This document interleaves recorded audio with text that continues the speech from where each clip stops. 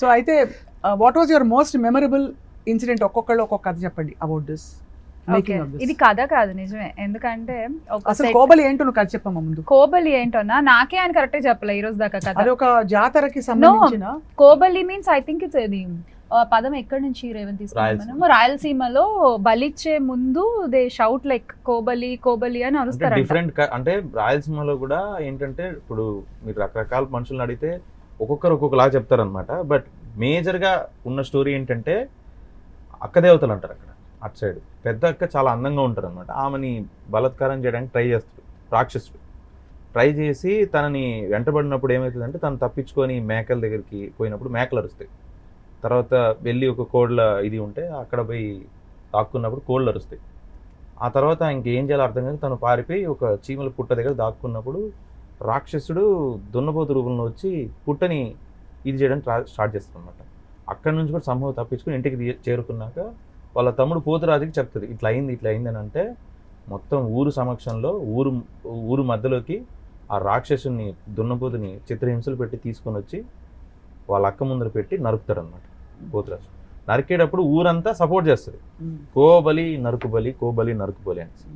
So మన కథకి అది ఎలా సింక్ యాప్ట్ అని అంటే పోతురాజు ఎలాగైతే వాళ్ళ అక్కకి ప్రాబ్లం వచ్చినప్పుడు పోరాడి ఆ రాక్షసుని తీసుకొచ్చి ఇది చేసి చంపాడు, వీళ్ళ ఫ్యామిలీకి ప్రాబ్లం వచ్చినప్పుడు కూడా వీళ్ళ ఫ్యామిలీలో కూడా ఒక పోతురాజు లాగా ఎలా ఫైట్ చేసాడు ఎదుర్కొన్నాడు అనేది మన కాన్సెప్ట్.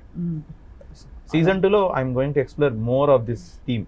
ఇంకా డీటెయిల్గా అసలు రాయలసీమలో అంటే ఇది అందరూ రాయలసీమ అని అనుకుంటున్నారు, that's major confusion even for the Hotstar team. అంటే even everybody thought it's Rayalaseema frankly చూడగానే, yeah. బట్ తర్వాత చెప్పాక భాష విన్నాక అర్థమవుతుంది.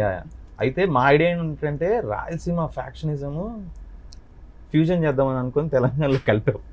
So I think it's different idea. అలాంటి అగ్రెషన్ మనం చూడం ఈ భాష కానీ అవును. తెలంగాణలో.